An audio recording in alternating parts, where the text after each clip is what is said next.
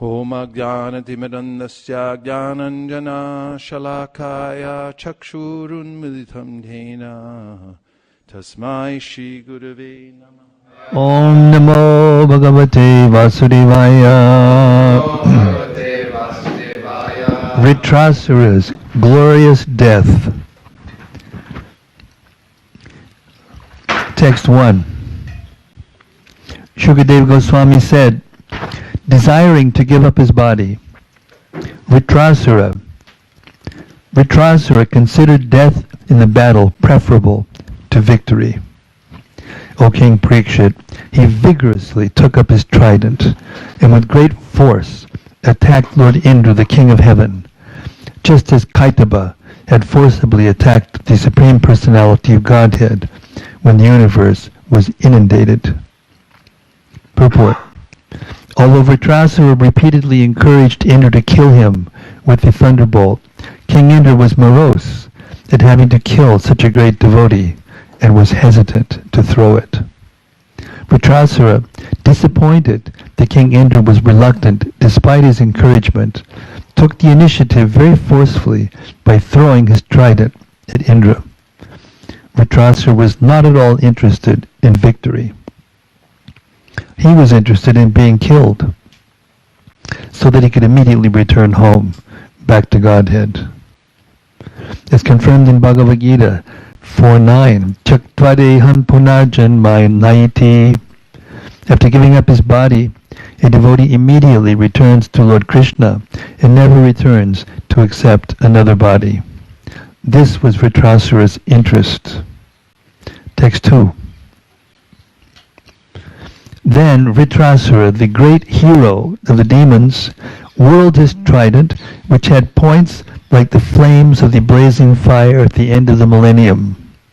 With great force and anger, he threw it at Indra, roaring and exclaiming loudly, "O sinful one, thus I shall kill you." Text 3. Flying in the sky, Vritrasura's trident resembled a brilliant meteor. Although the blazing weapon was difficult to look upon, King Indra, unafraid, cut it to pieces with his thunderbolt. Simultaneously he cut off one of Vritrasura's arms, which was as thick as the body of Vaisesika, the king of the serpents. Text 4. Although one of his arms was severed from his body, Vritrasura angrily approached King Indra and struck him on the jaw with an iron mace. He also struck the elephant that carried Indra. Thus Indra dropped the thunderbolt from his hand. Whoa! Text 5. The denizens of various planets, like the demigods, demons, chalanas, and siddhas, praised Vritrasura's deed. But when they observed that Indra was in great danger, they lamented, "Alas! Alas!"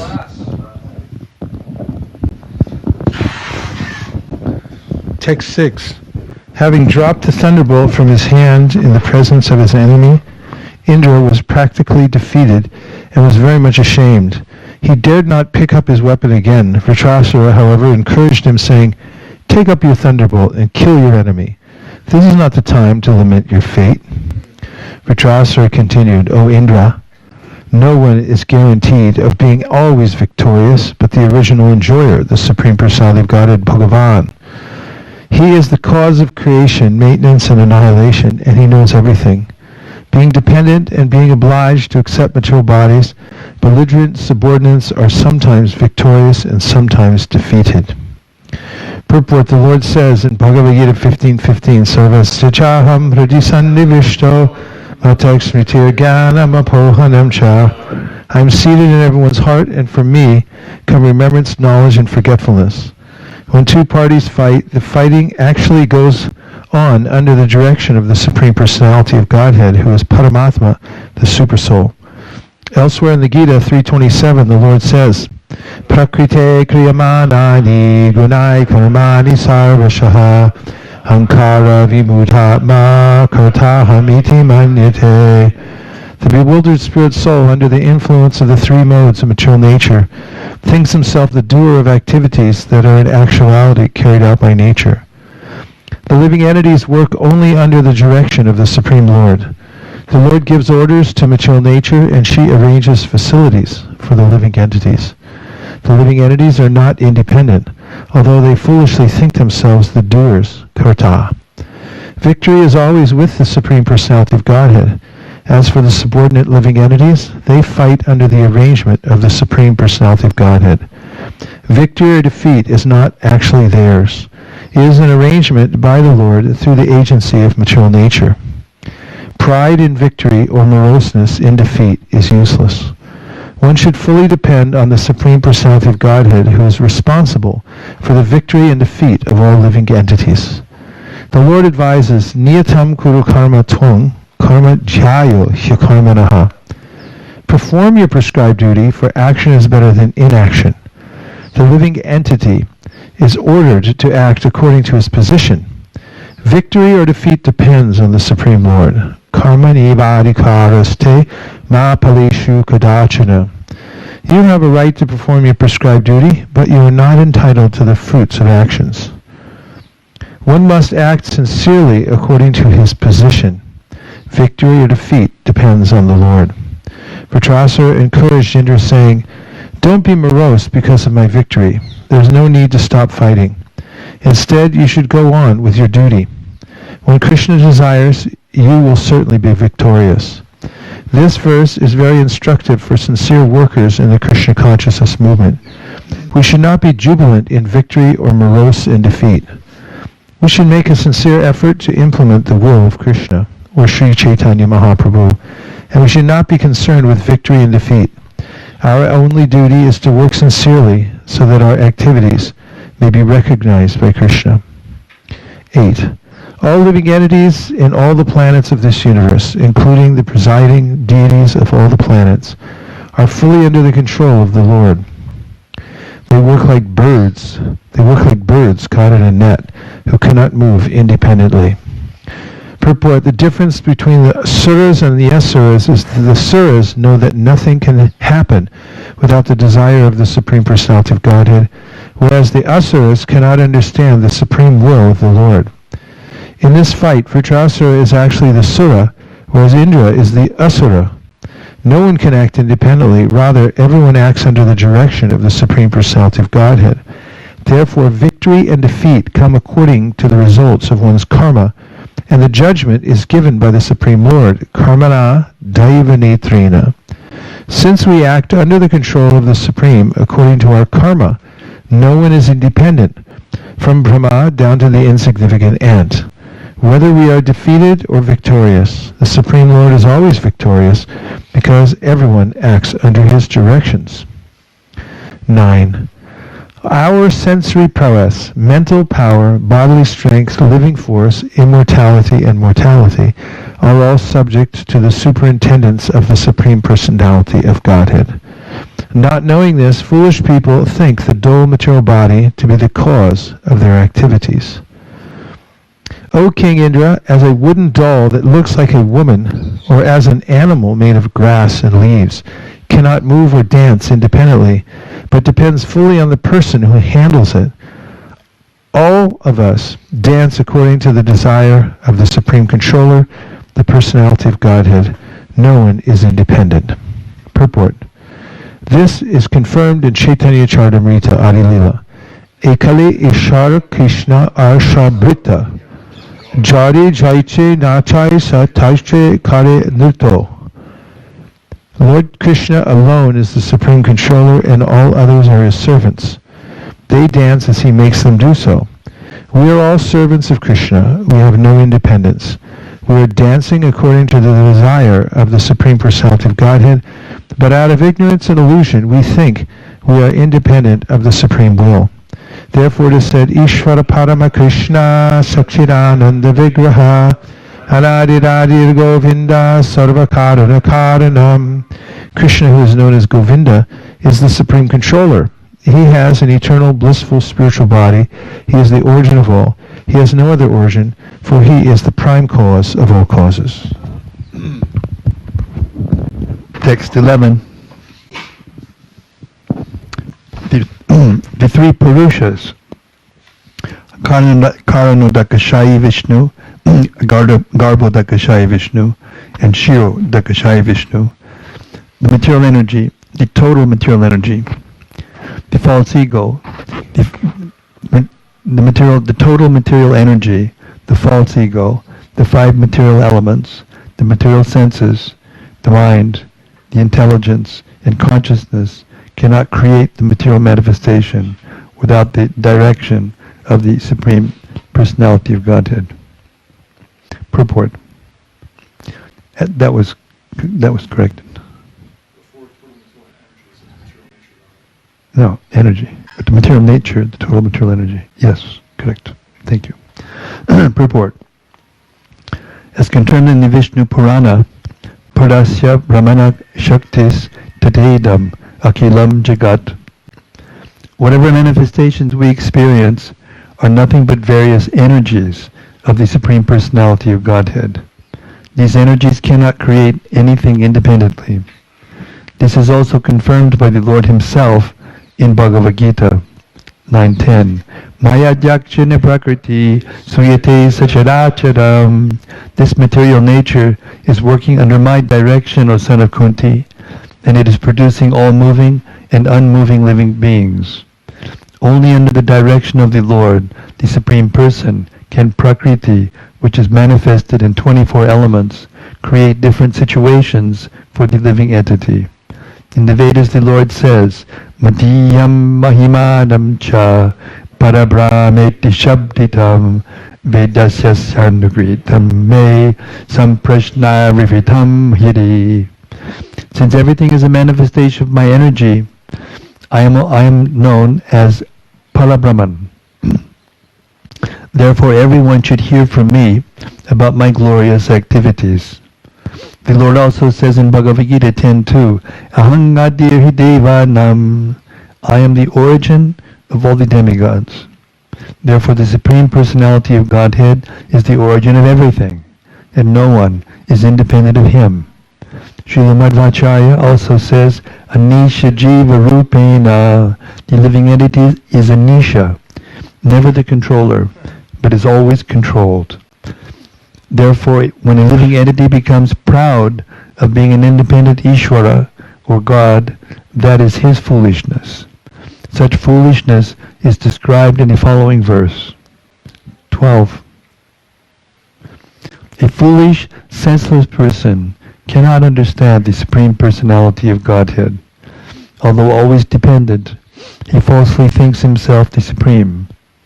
If one thinks, according to one's previous fruitive actions, one's material body is created by the father and mother, and the same body is annihilated by another agent, as another animal is devoured by a tiger, this is not proper understanding.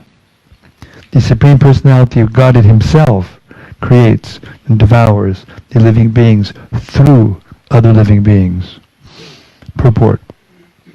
According to the conclusion of the philosophy known as karma mimamsa, one's karma or previous fruitive activity is the cause of everything, and therefore there is no need to work. Those who arrive at this conclusion are foolish.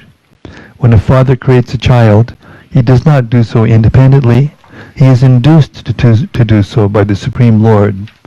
As the Lord Himself says in Bhagavad Gita 15:15, Sarvasichaham hridisanavisto mattaksmatir jnanam apohanam cha.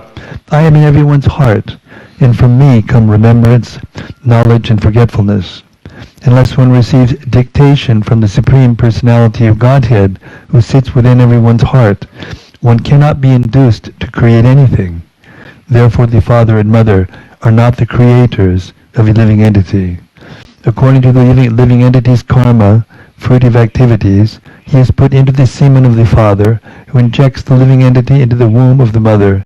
Then according to the body of the mother and father, yata yoni tata bijam, the living entity accepts a body and takes birth to suffer or enjoy. Therefore the Supreme Lord is the original cause of one's birth. Similarly, the Supreme Lord is the cause of one's being killed. No one is independent. Everyone is dependent. The true conclusion is that the only independent person is the Supreme Personality of Godhead. Text 13. Just as a person not inclined to die must nonetheless give up his longevity, opulence, fame, and everything else at the time of death, so at the appointed time of victory, one can gain all these when the Supreme Lord awards them by His mercy. Purport. It is not good to be falsely puffed up, saying that by one's own effort one has become opulent, learned, beautiful, and so on. All such good fortune is achieved through the mercy of the Lord. From another point of view, no one wants to die, and no one wants to be poor or ugly. Therefore, why does the living entity against his will receive such unwanted troubles? It is due to the mercy or chastisement of the Supreme Personality of Godhead that one gains or loses everything material. No one is independent. Everyone is dependent on the mercy or chastisement of the Supreme Lord. There's a common saying in Bengal that the Lord has 10 hands. This means that He has control everywhere, in the 8 directions and up and down. If He wants to take everything away from us with His 10 hands, we cannot protect anything with our 2 hands. Similarly, if He wants to bestow benedictions upon us with 10 hands, we cannot factually receive them all with our 2 hands. In other words, the benedictions exceed our ambitions. The conclusion is that even though we do not wish to be separated from our possessions, sometimes the Lord forcibly takes them from us. And sometimes He showers such benedictions upon us that we are unable to receive them all. Therefore, either in opulence or in distress, we are not independent. Everything is dependent on the sweet will of the Supreme Personality of Godhead. Text 14. Since everything is dependent on the supreme will of the Personality of Godhead, one should be equipoised in fame and defamation, victory and defeat, life and death. In their efforts, represented as in their effects,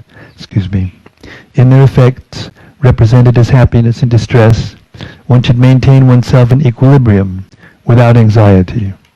Text 15. One who knows that the 3 qualities, goodness, passion, and ignorance, are not qualities of the soul, but qualities of material nature, and who knows that the pure soul is simply an observer of the actions and reactions of these qualities, one should be understood to be a liberated person. He is not bound by these qualities. Purport. As the Lord explains in Bhagavad Gita 18:54, Brahmabhutak prasanatma nashochati nakankshati samak sarveshu bhuteshu madbhaktim labate param. One who is transcendently situated at once realizes the Supreme Brahman and becomes fully joyful. He never laments or desires to have anything. He is equally disposed to every living entity. In that state he attains pure devotional service unto me. When one attains self-realization, the Brahmabhuta stage, one knows that whatever happens during his life is due to the contamination of the modes of material nature. The living being, the pure soul, has nothing to do with these modes. In the midst of the hurricane of the material world, everything changes very quickly. But if one remains silent and simply observes the actions and reactions of the hurricane, he is understood to be liberated. The real qualification of the liberated soul is that he remains Krishna conscious, undisturbed by the actions and reactions of the material energy. Such a liberated person is always jubilant. He never laments or aspires for anything. Since everything is supplied by the Supreme Lord, the living entity, being fully dependent on Him, should not protest or accept anything in terms of his personal sense gratification. Rather, he should receive everything as the mercy of the Lord and remain steady in all circumstances.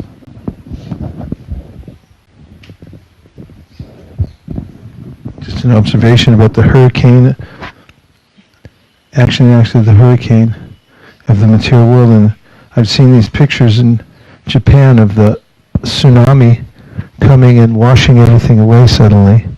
And it occurred to me several times that the whole material world is in that same state of flux all the time.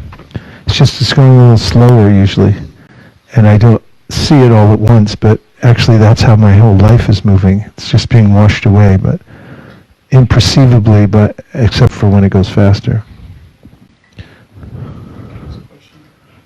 Yes. Regarding this topic in the previous verse. What happened to the mic?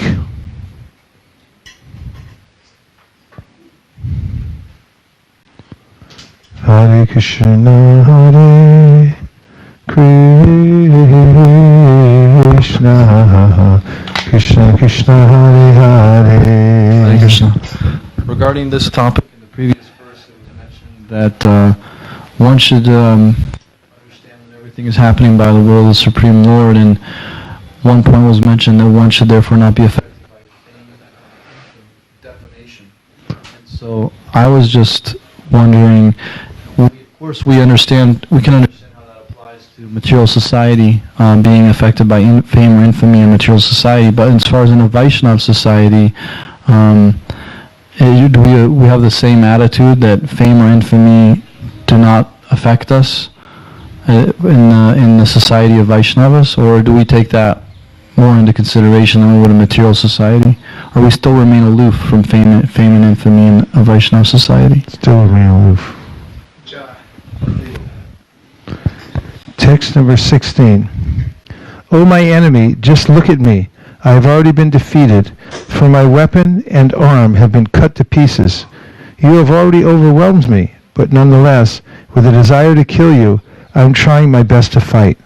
I am not at all morose, even under such adverse conditions. Therefore you should give up your moroseness and continue fighting.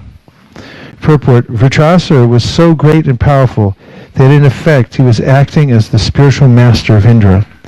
Although Vritrasura was on the verge of defeat, he was not at all affected. He knew that he was going to be defeated by Indra, and he voluntarily accepted that. But since he was supposed to be Indra's enemy, he tried his best to kill Indra. Thus he performed his duty. One should perform his duty under all circumstances, even though one may not know what the result will, even though one may know what the result will be. I'll read that again. Thus he performed his duty. One should perform his duty under all circumstances, even though one may know what the result will be. 17. O my enemy, consider this battle a gambling match in which our lives are the stakes, the arrows are the dice, and the animals acting as carriers are the game board. No one can understand who will be defeated and who will be victorious. It all depends on providence. A question? All right, go ahead, please. I don't know if I missed something, but Vritrasura was killing all these people, in the battlefield, all the demons.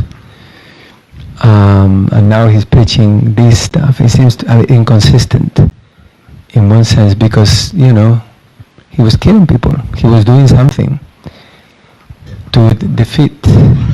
And then also, how do we understand that the devotee, he went back home to Godhead, despite the fact that he was killing these people. I'm just trying, I'm missing something in the picture, maybe you can help me to put it. To me, he's doing his duty that he was created to do, and he did it in the battlefield. It was his dharma.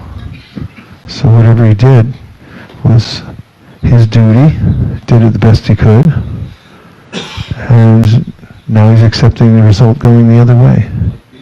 No problem. He just got his arm cut off, and he understood from the beginning that he knew that And when his arm was cut off, then it became a little bit more, in the front. Nothing wrong with killing people. If you're in the right context. No, but cut. That's a wrap. But I think that at the end of the day, it said earlier in verses that he knew what was going to happen. It said he was more interested in getting killed than he was being defeated. So that puts it maybe into a frame of reference. It's different, normal. It's like counterintuitive. Maybe that's throwing you off. You get my point? He's understood that he's going to be defeated. He wants to be defeated. And yet he's, as Prabhu said, he's doing his duty properly. And not only that, but he's serving, as we just said, the spiritual master of Indra, of all people. It's right there in the Gita. Yeah. Or do you think it should not be in the sense that, we are asked to do something which is not right, to kill demigods? How is that right?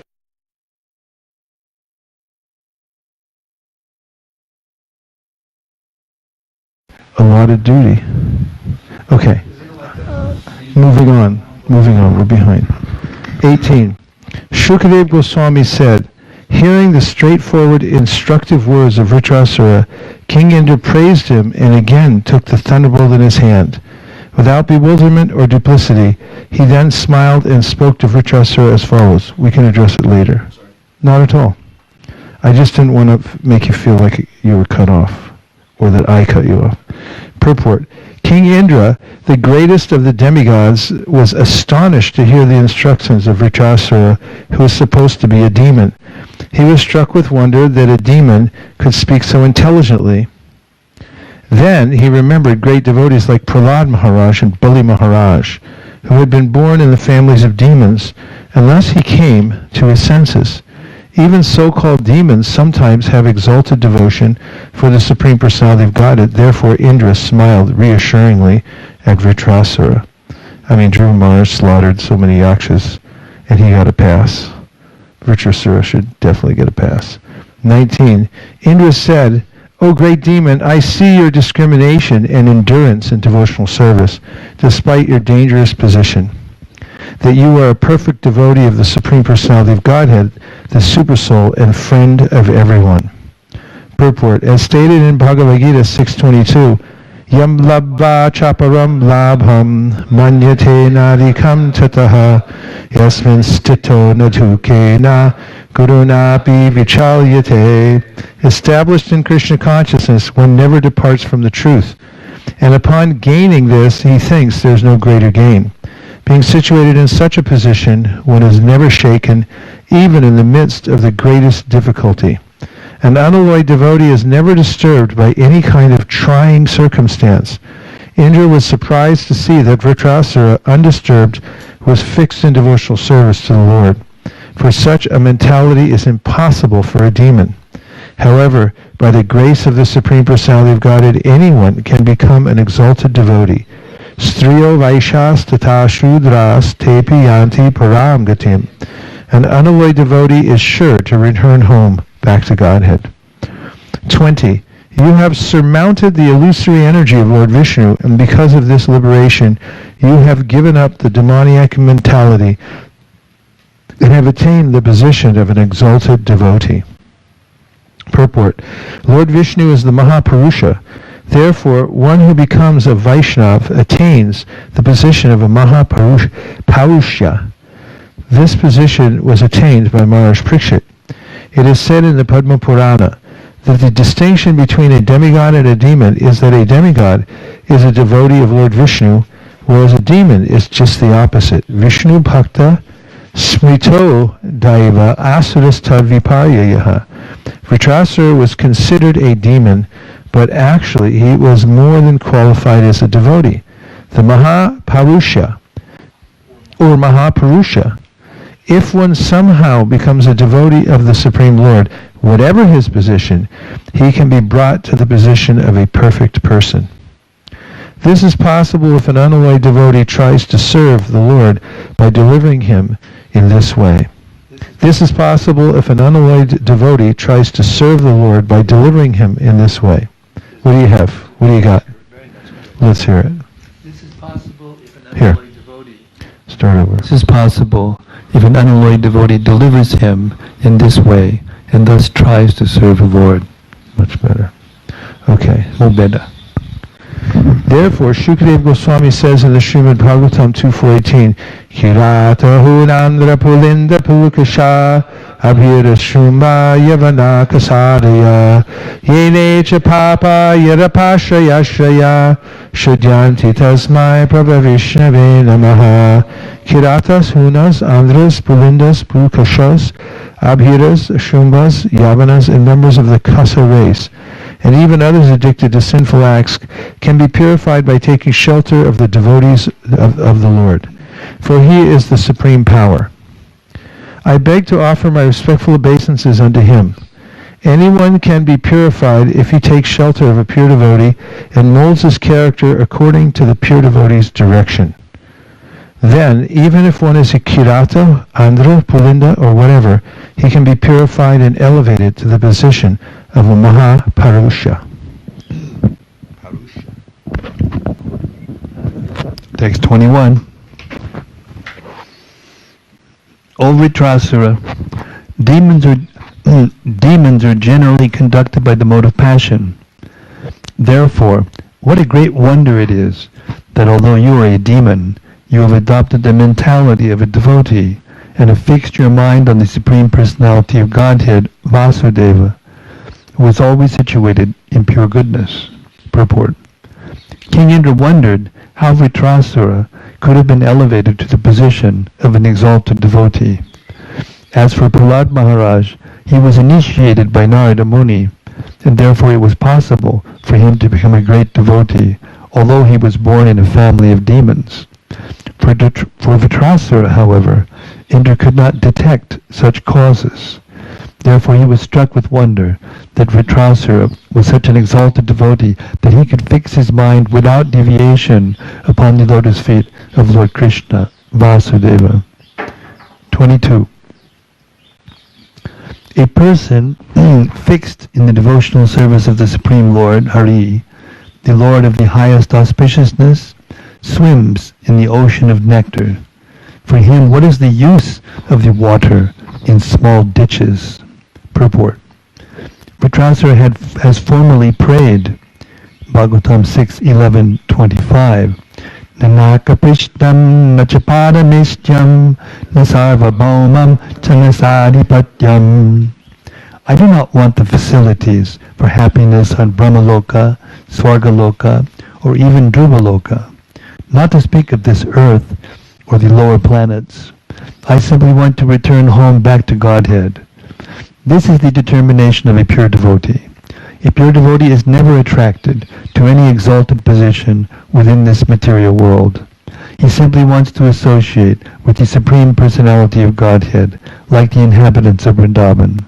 Srimati Radharani, the gopis, Krishna's father and mother, Nanda Maharaj, and Yashoda, Krishna's friends and Krishna's servants. He wants to associate with Krishna's atmosphere, Vrindavan's beauty. These are the highest ambitions of a devotee of Krishna. Devotees of Lord Vishnu may aspire for a position in Vaikuntha Loka, but a devotee of Krishna never aspires even for the facilities of Vaikuntha.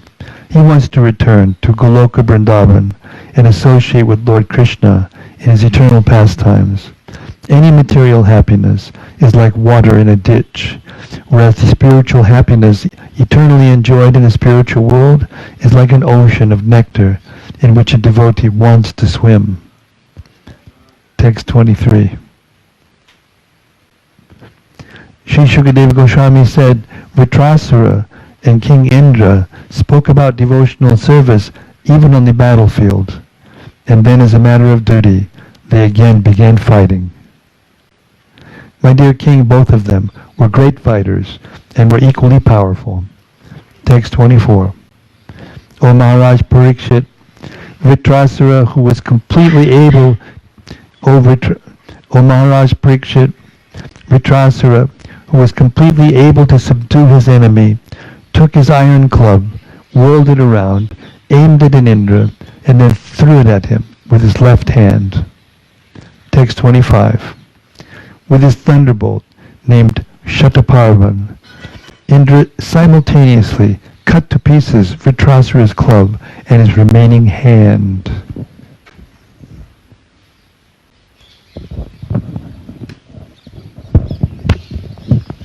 (26) Vritrasura, bleeding profusely, his two arms cut off and at their roots, looked very beautiful, like a flying mountain whose wings have been cut to pieces by Indra.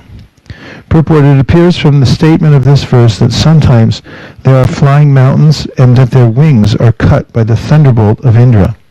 Vritrasura's huge body resembled such a mountain. Vritrasura was very powerful in physical strength and influence. He placed his lower jaw on the ground and his upper jaw in the sky. His mouth became very deep, like the sky itself, and his tongue resembled a large serpent. With his fearful, death-like teeth, he seemed to be trying to devour the entire universe. Thus, assuming a gigantic body, the great demon, Vritrasura, shook even the mountains and began crushing the surface of the earth with his legs. As if he were the Himalayas walking about, Himalayas walking about, he came before Indra and swallowed him in Airavata, his carrier, just as a big python might swallow an elephant. Okay, Himalayas. It's Himalayas. Himalayas. There's no Himalayas. No, but there. Himalayas. English. It's written differently than it is. What should we do? Sometimes, I've noticed sometimes there's correct. Yeah, sometimes there was the long A diacritic and sometimes not, and now they've taken it out. So what is the correct pronunciation? Himalaya. Himalaya? The place of snow. It's a place of snow. What? Him is ice. Him means ice? Yeah, Then? that's snow. Himalaya means Alaya? Abode? Himalaya. Himalaya. Yeah, that's right. Himalaya means abode. In Sanskrit, Himalaya. yes, but they're doing it according to English. But he's from Kathmandu. Isn't it Kathmandu! proper names you don't translate into language? No. Like you don't translate proper names? No. You keep English? No. Himalaya. So the Sanskrit is Himalaya, but the decision was to Standardize with the English pronunciation because everyone in English knows what Himalaya is. Like Delhi and Delhi. I don't care what anybody says. Whatever Patri says, I go for. I'm a follower of Patri, plain and simple. That's all there is to it. Okay, Himalayas, walking about. He came before Indra and swallowed him in Airavata, his carrier, just as a big python might swallow an elephant.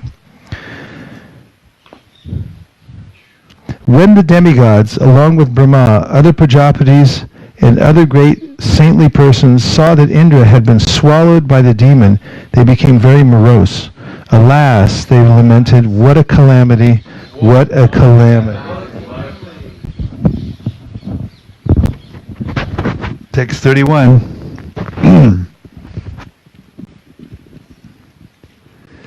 The protective armor of Narayana, which Indra possessed, was identical with Narayana himself, the Supreme Personality of Godhead.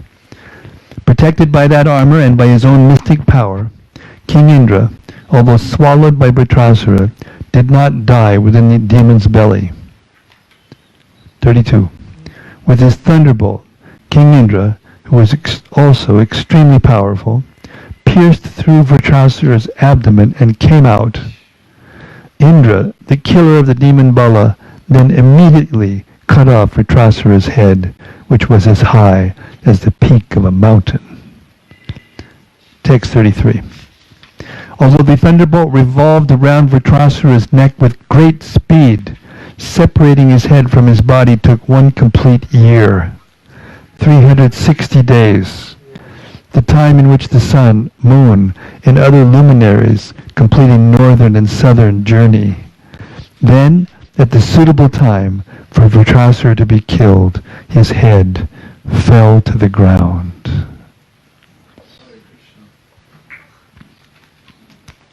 When Vritrasura was killed, the Gandharvas and Siddhas in the heavenly planets beat kettle drums in jubilation.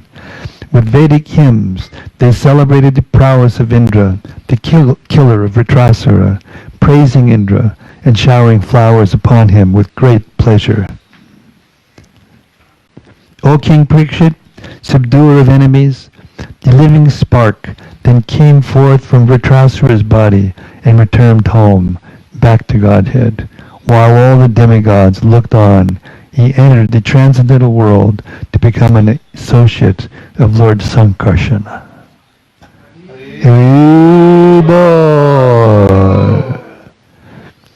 Srila Vishwanath Chakravarti Thakur explains that Indra, not Vritrasura, was actually killed.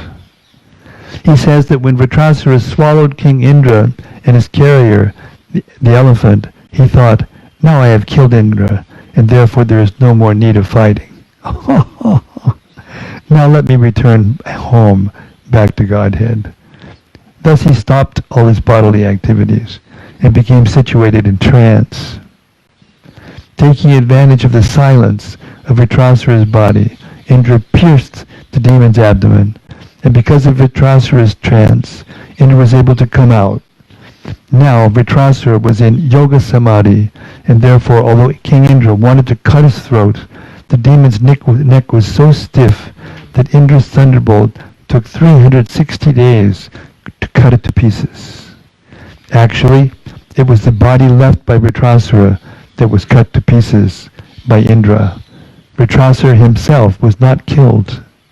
In his original consciousness, Vritrasura returned home, back to Godhead, to become an associate of Lord Sankarsana.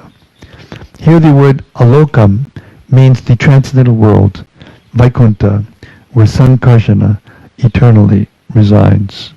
Thus end the Bhaktivedanta purports of the 6th canto, 12th chapter of Srimad Bhagavatam, entitled Vritrasura's Glorious Death.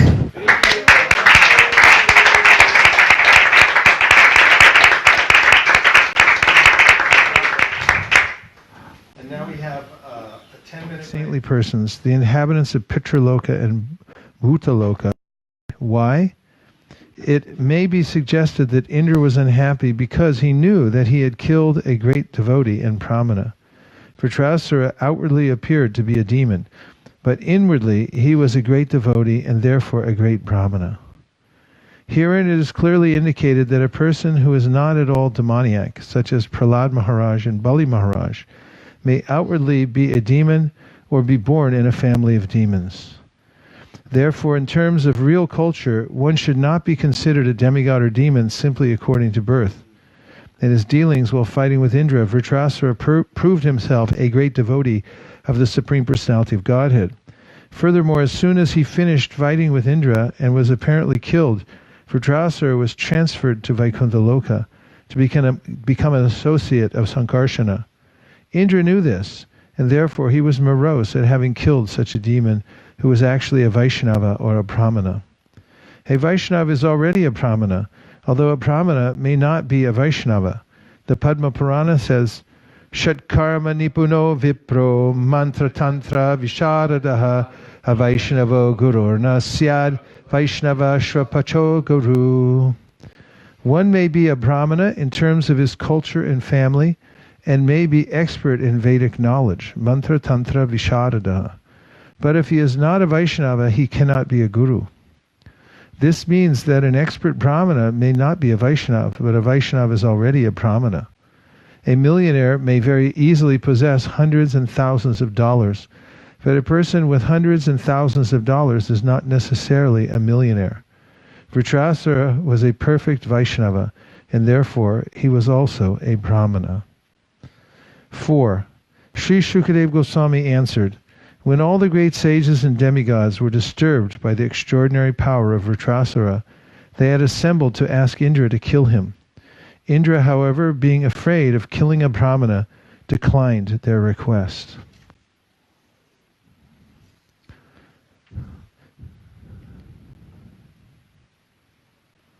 I'm going to read number 4 again. Sri Shukadev Goswami answered, when all the great sages and demigods were disturbed by the extraordinary power of Vritrasura, they had assembled to ask Indra to kill him.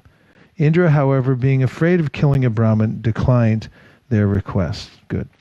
5. King Indra replied, when I killed Vishvarupa, I received extensive sinful reactions, but I was favored by the woman, land, trees, and water, and therefore I was able to divide the sin among them.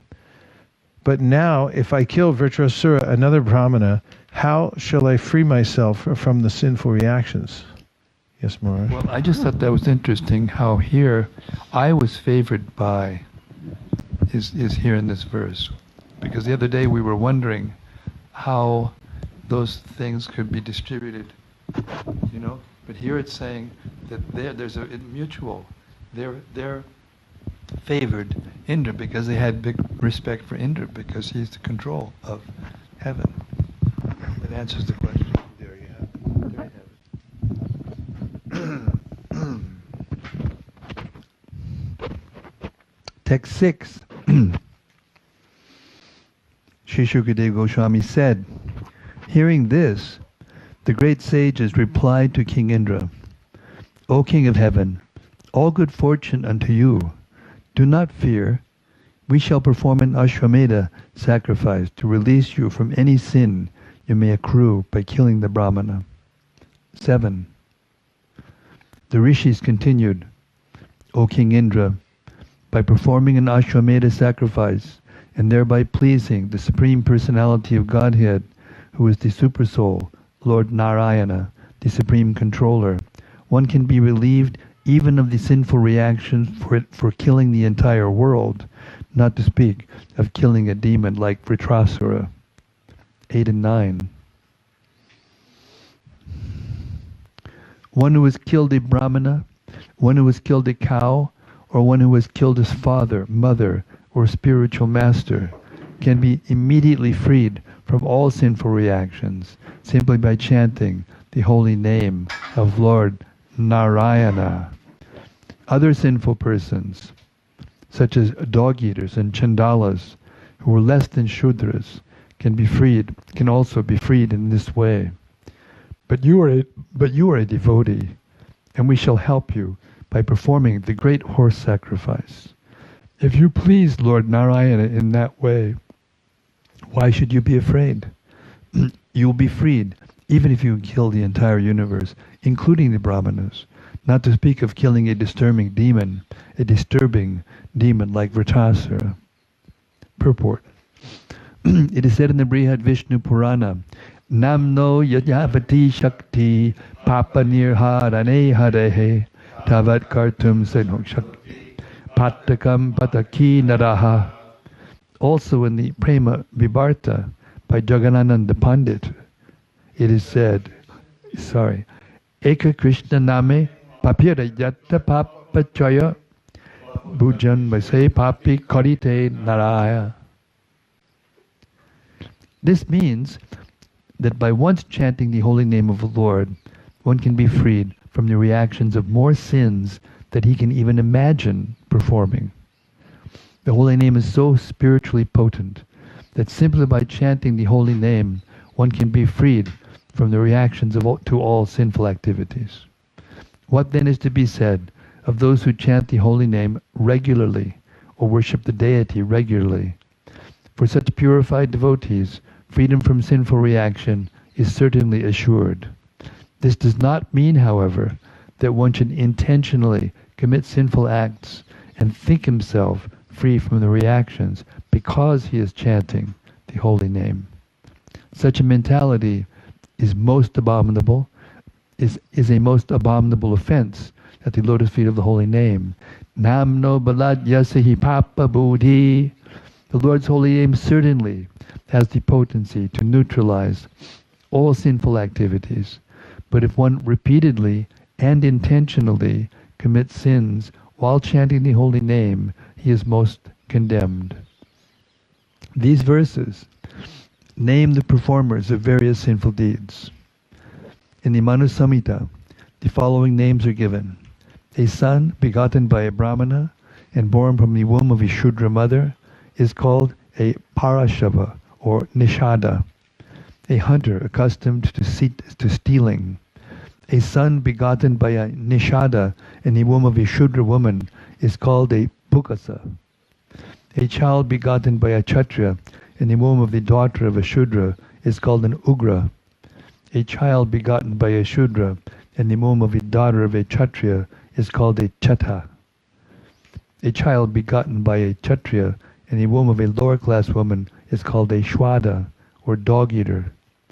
All such offspring are considered extremely sinful, but the holy name of the Supreme Personality of Godhead is so strong that all of them can be purified simply by chanting the Hare Krishna mantra. The Hare Krishna movement offers everyone a chance to be purified, regardless of birth or family. As confirmed in Srimad Bhagavatam 2.4.18, Kiratu Nandra Pulinda Palkasha Abhira Shumba Yavanakasadeyaha Yen Ye Champapa Yadapashraya Yacha Chudyanti Tasmai Prabhavishnave Namaha. Kiratas, Hunas, Andhras, Pulindas, Pulkashas, Abhiras, Shumbas, Yavanas, members of the Kasa races, and even others addicted to sinful acts can be purified by taking shelter of devotees of the Lord, for He is the supreme power. I beg to offer my respectful obeisances unto Him. Even such sinful persons can certainly all be purified if they chant the holy name of the Lord under the direction of a pure devotee.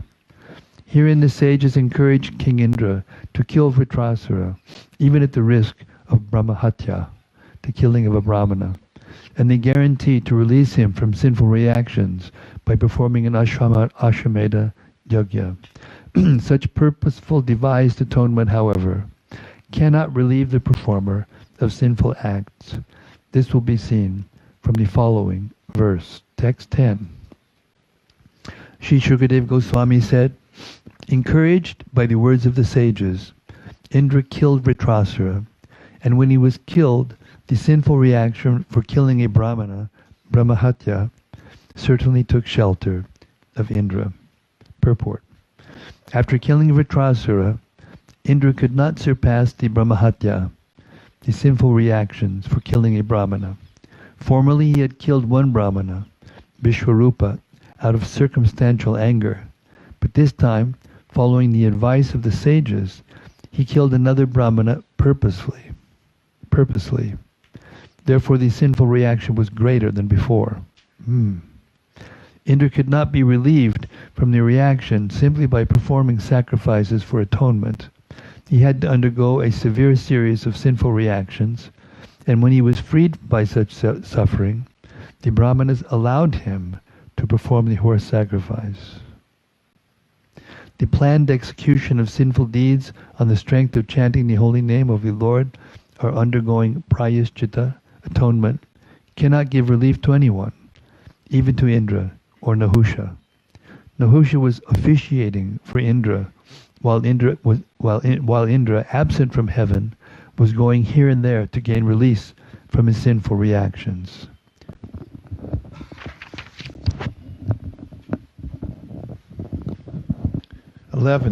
Following the advice of the demigods, Indra killed Vritrasura, and he suffered because of this sinful killing. Although the other demigods were happy, he could not derive happiness from the killing of Vritrasura. Indra's other good qualities, such as tolerance and opulence, could not help him in his grief. Purport: one cannot be happy by committing sinful acts, even if one is endowed with material opulence. Indra found this to be true. People began to blaspheme him, saying, "This person has killed a Brahmana for the sake of enjoying heavenly material happiness."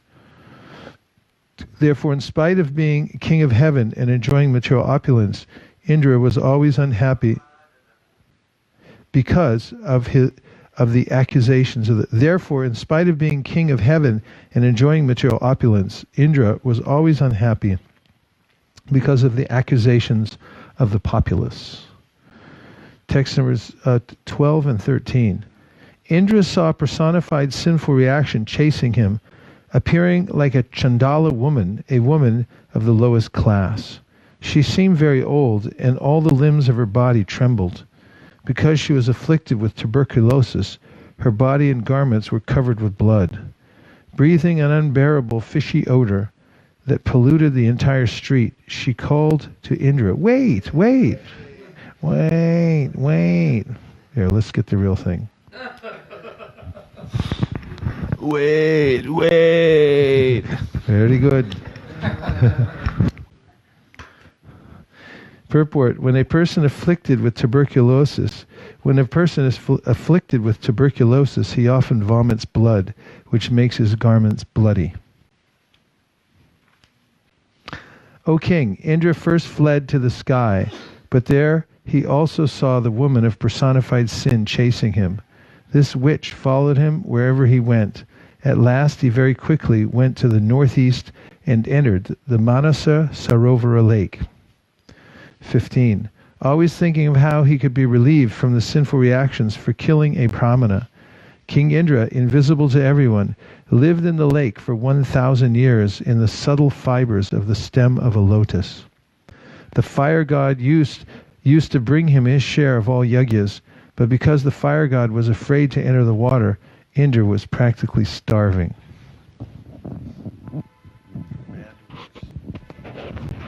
Shows that Indra is no ordinary person. Text 16. As long as King Indra lived in the water, wrapped in the stem of the lotus, Nahusha was equipped with the ability to rule the heavenly kingdom due to his knowledge, austerity, and mystic power. Nahusha, however, blinded and maddened by power and opulence, made undesirable proposals to Indra's wife with a desire to enjoy her. Thus Nahusha was cursed by a Brahmana and later became a snake. Hey, I don't know if going to the heavenly planet is such a good idea. I mean, you turned into a snake, a lizard, a crocodile, Jeez. I mean, really. Text 17. Indra's sins were diminished by the influence of Rudra, the demigod of all directions. Because Indra was protected by the goddess of fortune, Lord Vishnu's wife, who resides in the lotus clusters of Manasa Sarovara lake, Indra's sins could not affect him. Indra was ultimately relieved of all the reactions to his sinful deeds by strictly worshipping Lord Vishnu. Then he was called back to the heavenly planets by the Brahmanas and reinstated in his position. Text 18. O king, when Lord Indra reached the heavenly planets, the saintly Brahmanas approached him and properly initiated him into a horse sacrifice, Ashwamedha Yagya, meant to please the Supreme Lord. 19 and 20. The horse sacrifice performed by the saintly Brahmanas relieved Indra of the reactions to all his sins because he worshipped the Supreme Personality of Godhead in that sacrifice. Gravely sinful act, it was nullified at once by that sacrifice, just as fog is vanquished by the brilliant sunshine. 21. King Indra was favored by Marichi. Sunrise. Did I say sunrise? Oh, by the brilliant sunrise. O king, although he had committed a gravely sinful act, it was nullified at once by that sacrifice, just as fog is vanquished by the brilliant sunrise. 21. King Indra was favored by Marichi and the other great sages. They performed the sacrifice just according to the rules and regulations, worshipping the Supreme Personality of Godhead, the Supersoul, the original person. Thus Indra regained his exalted position and was again honored by everyone. Text 22 to 23. In this very great narrative, there is glorification of the Supreme Personality of Godhead, Narayana. There are statements about the exaltedness of devotional service. There are descriptions of devotees like Indra and Vritrasura, and there are statements about King Indra's release from sinful life and about his victory in fighting the demons. By understanding this incident, one is relieved of all sinful reactions. Therefore, the learned are always advised to read this narration. If one does so, one will become expert in the activities of the senses, his opulence will increase, and his reputation will become widespread. One will also be relieved of all sinful reactions. He will conquer all his enemies, and the duration of his life will increase. Because this narration is auspicious in all respects, learned scholars regularly hear and repeat it on every festival day. Thus, end the Bhaktivedanta purports of the 6th canto, 13th chapter of Srimad Bhagavatam, entitled King Indra Afflicted by Sinful Reaction.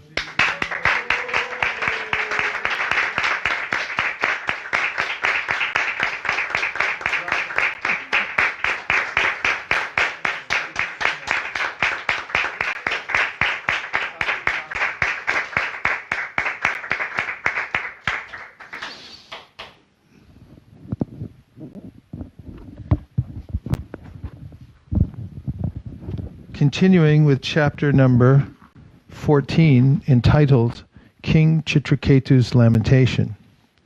Text 1. King Parikshit inquired from Shukadeva Goswami, O learned Brahmana, demons are generally sinful, being obsessed with the modes of passion and ignorance. How then could Vritrasura have attained such exalted love for the Supreme Personality of Godhead, Narayan? Purport: in this material world, everyone is obsessed with the modes of passion and ignorance.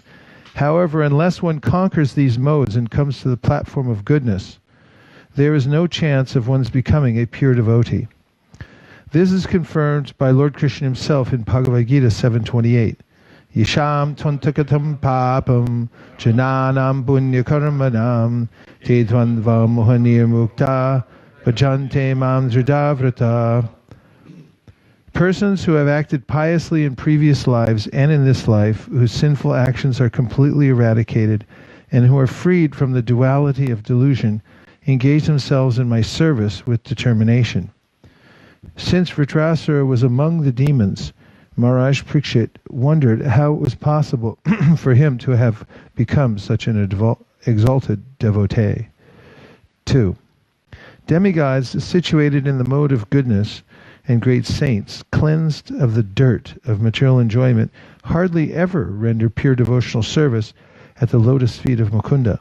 Therefore, how could Vritrasura have become such a great devotee? In this material world, there are as many living entities as atoms. Among these living entities, a very few are human beings, and among them, few are interested in following the regulative principles, religious principles. O best of the Brahmanas, Shukadeva Goswami, out of many persons who follow religious principles, only a few desire liberation from the material world. Among many thousands who desire liberation, one may actually achieve liberation, giving up material attachment to society, friendship, love, country, home, wife, and children. And among many thousands of such liberated persons, one who can understand the true meaning of liberation is very rare. Purport: there are 4 classes of men, namely karmis, jnanis, yogis, and bhaktas. This statement pertains especially to karmis and jnanis. A karmi tries to be happy within this material world by changing from one body to another. His objective is bodily comfort, either in this planet or in another. When such a person becomes a jnani, however, he aspires for liberation from material bondage. Among many such persons who aspire for liberation, one may actually be liberated during his life. Such a person gives up his attachment for society, friendship, love, country, family, wife, and children. Among many such persons who are in the vanaprastha stage, one may understand the value of becoming a sannyasi, completely accepting the renounced order of life. 5. Muktanam apisiddhanam narayana parayanaha sudurlabha prashantatma kotushrapi mahamune. Water. O great sage, among many millions who are liberated and perfect in knowledge of liberation, one may be a devotee of Lord Narayan or Krishna. Such devotees who are fully peaceful are extremely rare. Purport. Srila Vishwanath Chakravarti Thakur gives the following purport to this verse. Simply desiring mukti or liberation is insufficient. One must become factually liberated. When one understands the futility of the materialistic way of life, one becomes advanced in knowledge, and therefore he situates himself in the vanaprastha order, unattached to family, wife, and children. One should then further progress to the platform of sannyas, the actual renounced order, never to fall again and be afflicted by materialistic life. Even though one desires to be liberated, this does not mean he is liberated. Only rarely is someone liberated. Indeed, although many men take sannyas to become liberated, because of their imperfections, they again become attached to women, material activities, social welfare, work, and so on. Jnanis, yogis, and karmis, devoid of devotional service, are called offenders. Sri Chaitanya Mahaprabhu says, Mayavadi Krishna aparati. One who thinks that everything is Maya, instead of thinking that everything is Krishna, is called aparadhi, or offender. Although the Mayavadis, impersonalists, are offenders at the lotus feet of Krishna, they may nonetheless be counted among the siddhas, those who have realized the self. They may be considered nearer to spiritual perfection because at least they have realized what spiritual life is. If such a person becomes Narayana Parayana, a devotee of Lord Narayana, he is better than a Jivan Mukta who is liberated or perfect. This requires higher intelligence. There are two kinds of jnanis. One is inclined to devotional service and the other to impersonal realization. Impersonalists generally undergo great endeavor for no tangible benefit, and therefore it is said that they are husking paddy that has no grain. Stula tushavagatina. The other class of jnanis, whose jnana is mixed with bhakti, are also of two kinds. Those who are devoted to the so-called false form of the Supreme Personality of Godhead, and those who understand the Supreme Personality of Godhead as Sakchit Ananda Vigraha, the actual spiritual form. The Mayavadi devotees worship Narayana or Vishnu with the idea that Vishnu has accepted a form of Maya, and that the ultimate truth is actually impersonal. The pure devotee, however, never thinks that Vishnu has accepted a body of Maya. Instead, he knows perfectly well that the original absolute truth is the Supreme Person. Such a devotee is actually situated in knowledge. He never merges in the Brahman effulgence.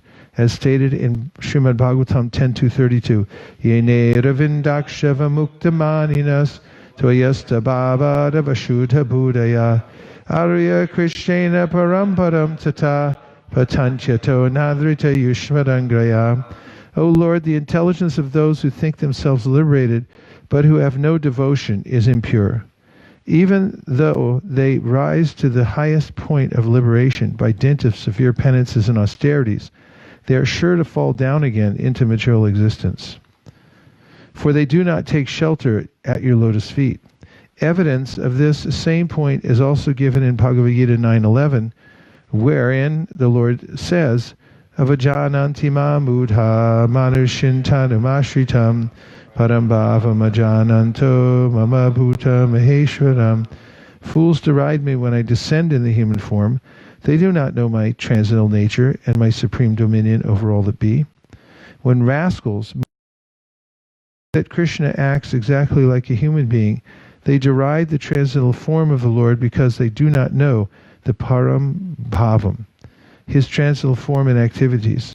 Such persons are further described in Bhagavad Gita 9.12 as follows: Moghasha mughakarmano mughajnana vichetasaha rakshasima surim chaiva prakritim mohinim shritaha. Those who are thus bewildered are attracted by demoniac, and atheistic views. In that deluded condition, their hopes for liberation, their fruitive activities, and their culture of knowledge are all defeated. Such persons do not know that Krishna's body is not material.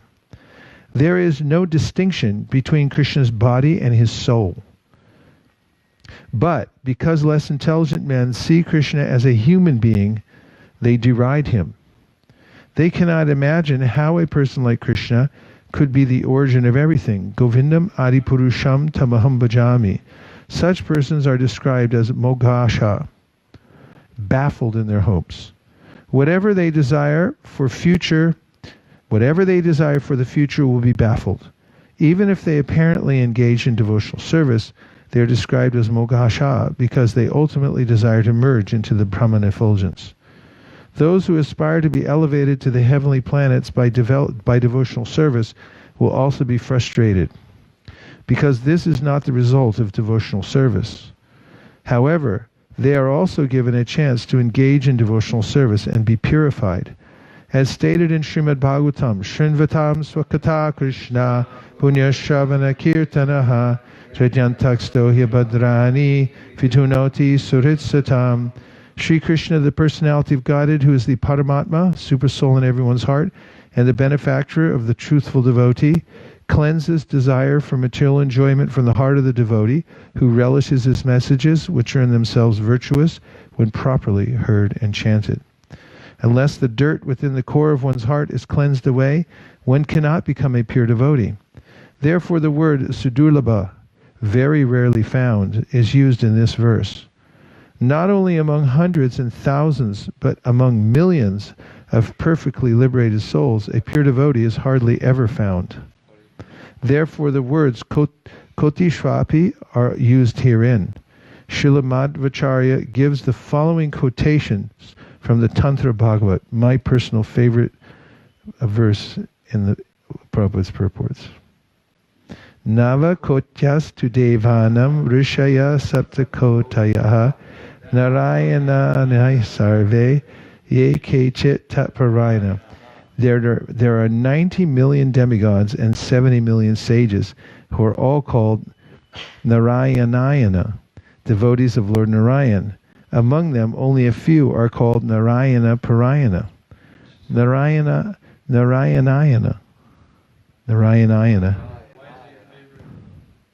Because there's 90 million demigods and 70 million sages. I mean, I just imagine them. 90 million demigods, 70 million sages? That's kind of amazing. That's quite an inventory.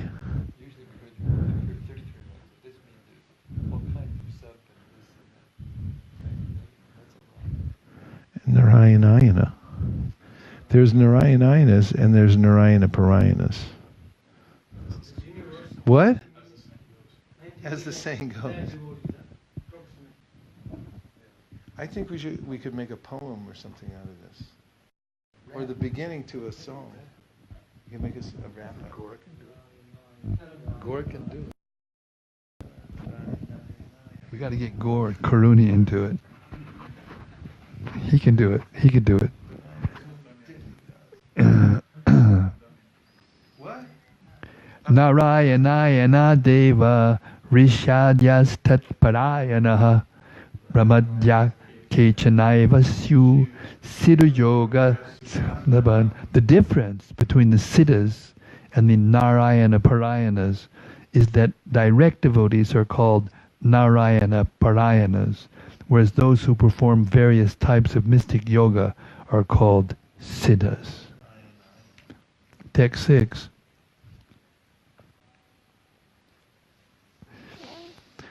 Vritrasura was situated, Alice, one of these days, Alice. To the moon, Alice. One of these days. One of these days. Vritrasura was situated in a blazing fire of battle and was infamous. And was an infamous, sinful demon, always engaged in giving troubles and anxieties to others. How could such a demon become so greatly Krishna conscious? It was right on the spot. exactly his question. What was his question? I've heard some of it. This is what Radhika Nagar was asking. Great sage. Previously, the great sage Radhika Nagar Prabhu had asked a similar question. How is it that Vritrasura, who caused so much trouble to others, could be so greatly Krishna conscious? Now we'll hear the answer again, just so that all of us can become clear on this point. Vritrasura was situated in the blazing fire of battle and was an infamous, sinful demon, always engaged in giving troubles and anxieties to others. How could such a demon become so greatly Krishna conscious? Purport.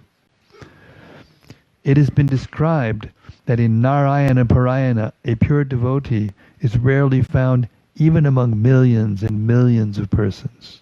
Therefore, Parikshit Maharaj was surprised that Vritrasura, whose purpose was to give trouble and anxiety to others, was one of these devotees, even on a battlefield. What was the reason for Vritrasura's advancement? Text 7. My dear Lord, Shukadeva Goswami, although Vritrasura was a sinful demon, he showed the prowess of a most exalted Kshatriya and satisfied Lord Indra in battle. How could such a demon be a great devotee of Lord Krishna? These contradictions have caused me great doubt, and they have made me eager to hear of this from you. Text 8. Sri Sutta Goswami said, after hearing Maharaj Parikshit's very intelligent question, Shukadeva Goswami, the most powerful sage, began answering his disciple with great affection. Text 9. Shukadeva Goswami said, O king, I shall speak to you the same history I have heard from the mouths of Vyasadeva, Narada, and Devala. Please listen with attention. Text 10. O King Parikshit, in the province of Shurasena, there was a king named Chitraketu, who ruled the entire earth. During his reign, the earth produced all the necessities for life. Purport. Here the most significant statement is that the earth completely produced all the necessities of life during the time of King Chitraketu. As stated in the Ishopanishad, Isho Mantra 1, Ishavasyamidam sarvam yat tena chakchena bunjita makrita kasisvitdanam. Everything animate or inanimate, everything animate or inanimate that is within the universe is controlled and owned by the Lord. One should therefore accept only those things necessary for himself, which are set aside as his quota, and one should not accept other things, knowing well to whom they belong. Krishna, the Supreme Controller, has created the material world, which is completely perfect and free from scarcity. The Lord supplies the necessities of all living entities. These necessities come from the earth, and thus the earth is the source of supply. When there is a good ruler, that source produces the necessities of life abundantly. However, when there is not such a good ruler, there will be scarcity. This is the significance of the word kamaduk. Elsewhere in Srimad Bhagavatam 110.4 it is said, Kamam vibarshiparjanya sarvakama dukhamahi. During the reign of Maharaja Yudhishthira, the clouds showered all the water that people needed, and the earth produced all the necessities of men in profusion. We have experienced that in some seasons the rains produce abundance, and in other seasons there is scarcity. We have no control over the earth's productiveness, for it is naturally under the full control of the Supreme Personality of Godhead. By His order, the Lord can make the earth produce sufficiently or insufficiently. If a pious king rules the earth according to the Shastric injunctions, there will naturally be regular rainfall and sufficient produce to provide for all men. There will be no question of exploitation, for everyone black marketeering, and other corrupt dealings will then automatically stop. Simply ruling the land cannot solve man's problems unless the leader has spiritual capabilities. He must be like Maharaj Yudhishthir, Parikshit Maharaj, or Ramachandra. Then all the inhabitants of the land will be extremely happy.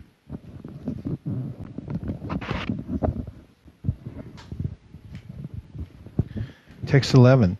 This Chitraketu had 10 million wives, but although he was capable of producing children, he did not receive a child from any of them. By chance, all the wives were barren. Chitraketu, the husband of these millions of wives, was endowed with a beautiful form, magnanimity, and youth. He was born in a high family, he had a complete education, and he was wealthy and opulent. Nevertheless, in spite of being endowed with all these assets, he was full of anxiety because he did not have a son. Purport: it appears that the king first married one wife, but she could not bear a child. Then he married a second, a third, a fourth, and so on, but none of the wives could bear children. In spite of the material assets of Janmaishvarya,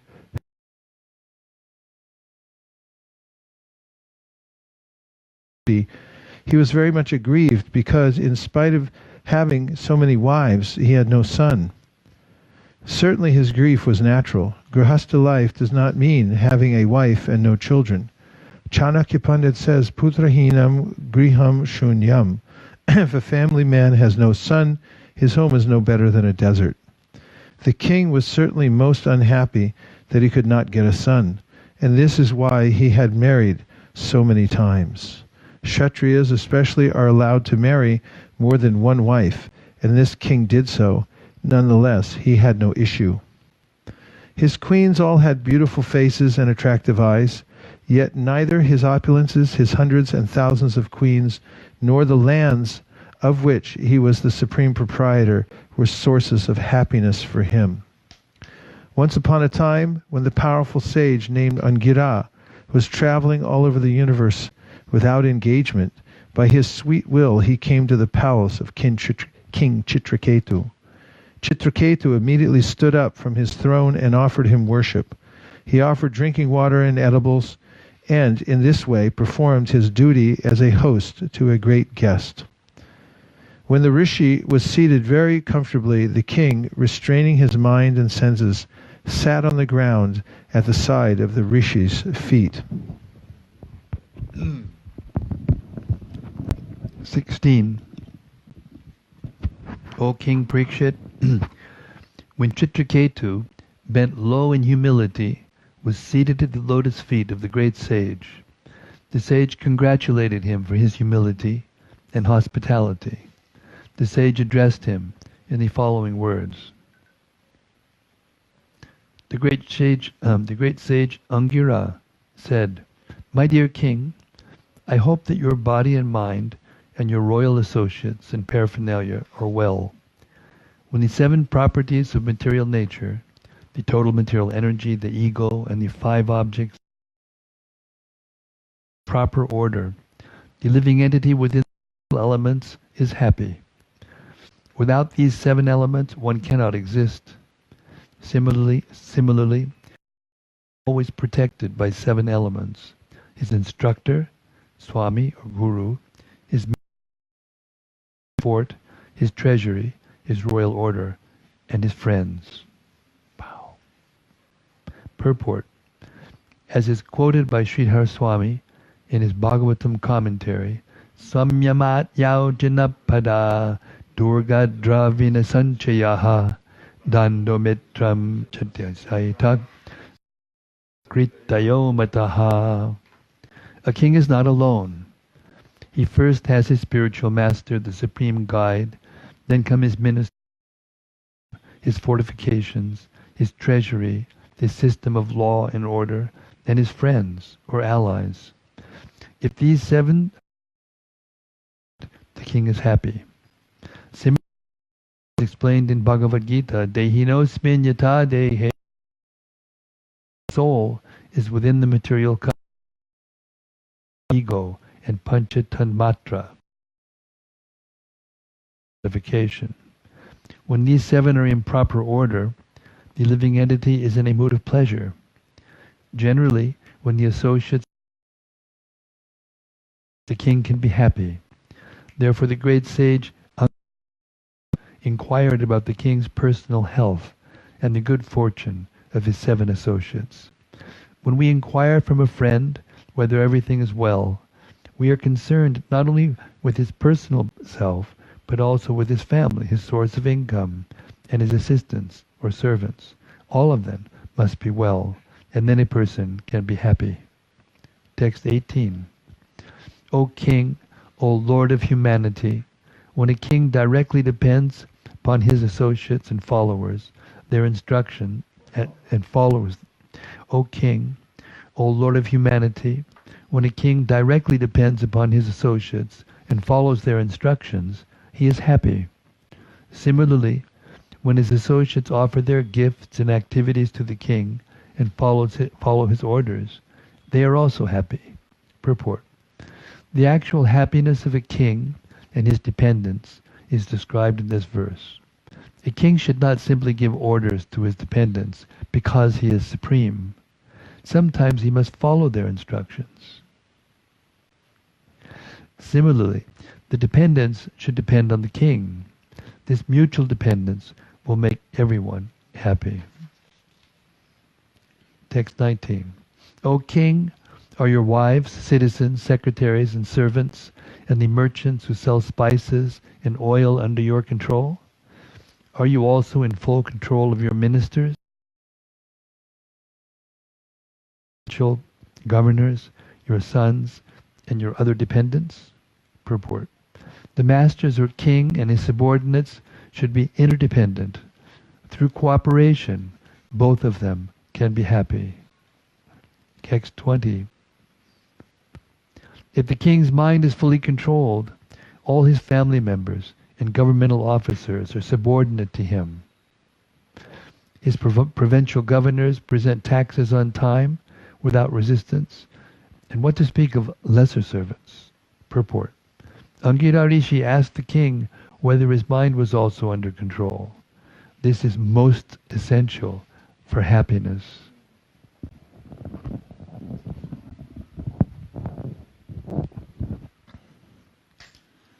Please expound upon that. Why is it a nice point? Well, just appreciating that, these family members and government officers and others, that they'll follow somebody whose mind is controlled. Or the implication being that they won't follow, they won't be subordinate to somebody whose mind is not controlled. So, although it's so subtle and it's actually not really visible on the gross level, the situation of somebody and with respect to their mind actually dictates how anyone or everyone will or won't follow them. It's just a really valuable principle of leadership. In my mind, Muchukunda, in his speech to Krishna, when he asked him who he was, and he explained how he was such a great warrior, that he had such a huge, army, and by the great sage Angira to the first and most perfect among Chitraketu's millions of queens, whose name was Kritadyuti. Text 29. Thereafter the great sage told the king, O great king, now you will have a son who will be the cause of both jubilation and lamentation. The sage then left without waiting for Chitraketu's response. Purport. The word harsha means jubilation, and shoka means lamentation. The king was overwhelmed with joy when he understood that he would have a son. Because of his great jubilation, he could not actually understand the statement of the sage Angira. He accepted it to mean that there would certainly be jubilation because of the birth of his future son, but that he would be the king's only son, and being very proud of his great wealth and empire, would not be very obedient to his father. Thus the king was satisfied, thinking, let there be a son. It does not matter if he is not very obedient. In Bengal there is a proverb that instead of having no maternal uncle, it is better to have a maternal uncle who is blind. The king accepted this philosophy, thinking that a disobedient son would be better than no son at all. The great sage Chanakya Pandit says, Korta putrena yatena yona vidvana dharmika kanina chakshusha kimva chakshu pi daiva kevalam. What is the use of a son who is neither a learned scholar nor a devotee? Such a son is like a blind, diseased eye, which always causes suffering. Nevertheless, the material world is so polluted that one wants to have a son, even though he is useless. This attitude is represented in the history of King Chitraketu. Text 30. As Kritika Devi, after receiving the semen of Lord Shiva from Agni, conceived a child named Skanda Kartikeya, Kritadyuti, having received semen from Chitraketu, became pregnant after eating remnants of food from the yajna performed by Angira. 31. After receiving semen from Maharaj Chitraketu, the king of Shurasena, Queen Kritadyuti gradually developed in her pregnancy. O King Parikshit, just as the moon develops during the bright fortnight. Thereafter, in due course of time, a son was born to the king. Hearing news of this, all the inhabitants of the state of Shurasena were extremely pleased. King Chitraketu was especially pleased. After purifying himself by bathing and by decorating himself with ornaments, he engaged learned brahmanas in offering benedictions to the child and performing the birth ceremony. Unto the brahmanas who took part in the ritualistic ceremony, the king gave charity of gold, silver, garments, ornaments, villages, horses, and elephants, as well as 60 crores of cows, 600 million cows. As a cloud indiscriminately pours water on the earth, the beneficent King Chitraketu, to increase the reputation, opulence, and longevity of his son, distributed like rainfall all desirable things to everyone.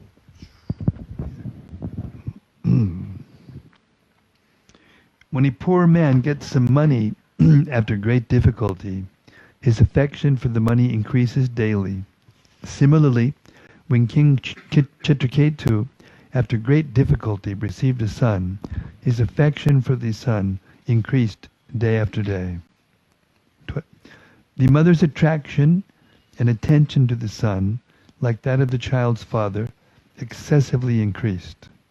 The other wives, seeing Kritadyuti's son, were very much agitated, as if by high fevers, with a desire to have sons. 38. As King Chitraketu fostered his son very carefully, his affection for Queen Kritadyuti increased, but gradually he lost affection for the other wives who had no sons. 39. The other queens were extremely unhappy due to their being sonless. Because of the king's negligence toward them, they condemned themselves in envy and lamented. A wife who has no sons is neglected at home by her husband and dishonored by her co-wives, exactly like a maidservant. Certainly, such a woman is condemned in every respect because of her sinful life. Purport. As stated by Chanakya Pandit, Matayasya grahe nasti marya cha priyavadini aranyam tena gantavyam yataranyam tatagriham. A person who has no mother at home and whose wife does not speak sweetly should go to the forest. For such a person, living at home and living in the forest are equal. Similarly, for a woman who has no son, who is not cared for by her husband, and whose co-wives neglect her, treating her like a maidservant, to go to the forest is better than to remain at home. 41. Even maidservants who are constantly engaged in rendering service to the husband are honored by the husband, and thus they have nothing for which to lament. Our position, however, is that we are maidservants of the maidservant.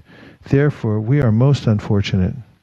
Sri Shukadeva Goswami continued, being neglected by their husband and seeing Kritaduti's opulence in possessing a son, Kritaduti's co-wives always burned in envy, which became extremely strong.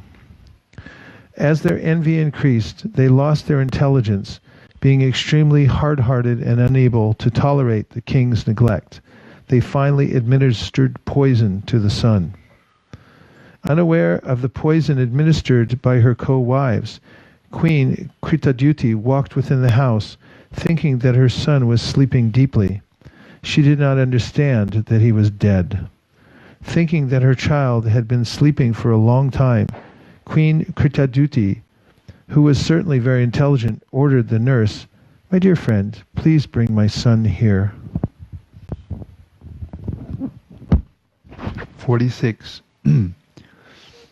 When the maidservant approached the child, who was lying down, she saw that his eyes were turned upward. There were no signs of life, all his senses having stopped, and she could understand that the child was dead. Seeing this, she immediately cried, "Now I am doomed," and fell to the ground. In great agitation, the maidservant struck her breast with both hands and cried loudly in regretful words. Hearing her loud voice, the queen immediately came, and when she approached her son, she saw that he was suddenly dead. In great lamentation, her hair and dress in disarray, the queen fell to the ground, unconscious. O King Parikshit, hearing the loud crying, all the inhabitants of the palace came, both men and women. Being equally aggrieved, they also began to cry. The queens who had administered the poison also cried pretentiously, knowing full well their offense. 1551. When King Chitraketu heard of his son's death, unknown causes, he became almost blind. Because of his great affection for his son, his lamp blazing fire, and as he went to see the dead child, he kept slipping and falling on the ground, surrounded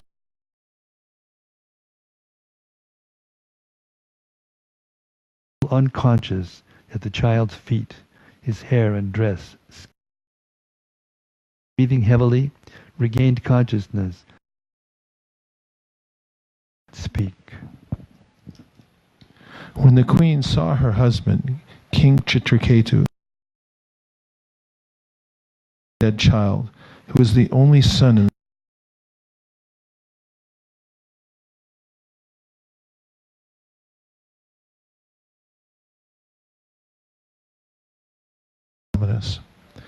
the garland of flowers decorating the queen's head fell, and her hair scattered. Falling tears melted the coryllium eyes and moistened her breasts, which were covered with kumkum powder. As she lamented the loss of her, loud crying resembled the sweet sound of a Karari bird. Alas, O Providence, O Creator, you are certainly inexperienced in creation, for during the life of a father you have caused the death of his son, thus acting in opposition to your creative laws. If you are determined to contradict these laws, you are certainly the enemy of living entities and are never merciful. Purport: this is the way a conditioned soul condemns the Supreme Creator when he meets reverses. Sometimes he accuses the Supreme Personality of Godhead of being crooked, and some are not. Here the Queen blames Supreme Providence for her son's death. Following the creative laws, a father should die first and then his son. If the creative laws are changed according to the whims of Providence, then Providence certainly should not be considered merciful, but must be considered inimical to the created being. Experienced. He does not know how the subtle laws of fruitive activity work. And without knowledge of these laws of nature, he ignorantly criticizes the Supreme Personality of Godhead. 55. My Lord, you may say that there is no law, that a father must die in the lifetime of his son, and that a son must be born in the lifetime of his father. Since everyone lives and dies according to his own fruit of activity. However, if fruit of activity is so strong that birth and death depend upon it, there is no need of a controller or God. Again, if you say that a controller is needed because the material energy does not have the power to act, one may answer that if the bonds of affection you have created are disturbed by fruit of action, no one will raise children with affection. Instead, everyone will cruelly neglect his children. Since you have cut the bonds of affection that compel a parent to raise his child, you appear inexperienced and unintelligent. Purport. As stated in the Brahma Samhita, karmani nirodhati kintu cha bhakti bhajam. One who is taken to Krishna consciousness, devotional service, is not affected by the results of karma. In this verse, karma has been stressed as the basis of karma mimamsa philosophy, which says that one must act according to his karma and that a supreme controller must give the results of karma. The subtle laws of karma, which are controlled by the Supreme, cannot be understood by ordinary conditioned souls. Therefore, Krishna says that one who can understand him and how he is acting, controlling everything by subtle laws, immediately becomes freed by his grace. That is the statement of Brahma Samhita. Karmani nirodhati kintu cha bhakti bhajam. One should take to devotional service without reservations and surrender everything to the supreme will of the Lord. That will make one happy in this life and the next. 56. My dear son, I am helpless and very much aggrieved. You should not give up my company. Just look at your lamenting father. We are helpless because without a son, we shall have to suffer the distress of going to the darkest, hellish regions. You are the only hope by which we can get out of these dark regions. Therefore, I request you not to go any further with the merciless Yama. Purport. According to the Vedic injunctions, one must accept a wife just to beget a son who can deliver one from the clutches of Yamaraj. Unless one has a son to offer oblations to the Pitas or forefathers, one must suffer in Yamaraj's kingdom. King Chitraketu was very much aggrieved, thinking that because his son was going away with Yamaraj, he himself would again suffer. The subtle laws exist for the karmis. If one becomes a devotee, he has no more obligations to the laws of karma.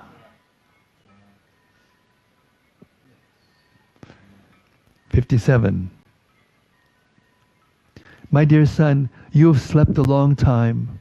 Now please get up. Your playmates are calling for you to play. Since you must be very hungry, please get up and suck my breast and dissipate our lamentation. My dear son, I am certainly most unfortunate, for I can no longer see your mild smiling. You have closed your eyes forever.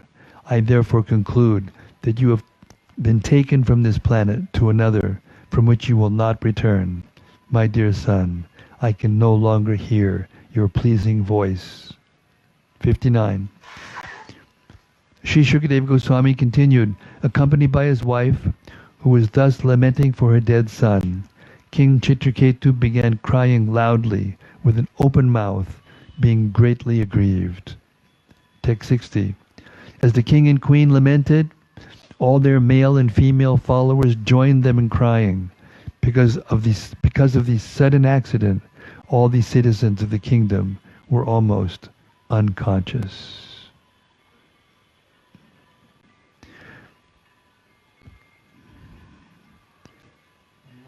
I know.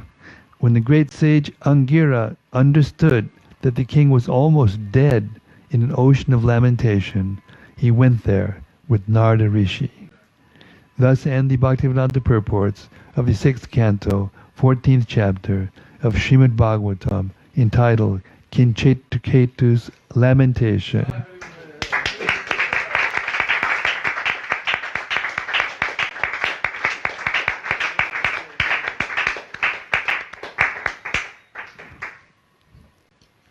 thus ends today's reading of the Srimad Bhagavatam. We'll take it up again tomorrow at 10:45 a.m. India Standard Time. We'll see you all back here. And yes? Tomorrow is also Ekadasi, so no breakfast, lunch will be till noon.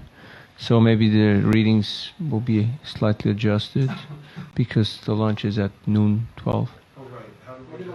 And in the morning is Abhishek, 9:30, just opposite the gate when you get out at Govardhan.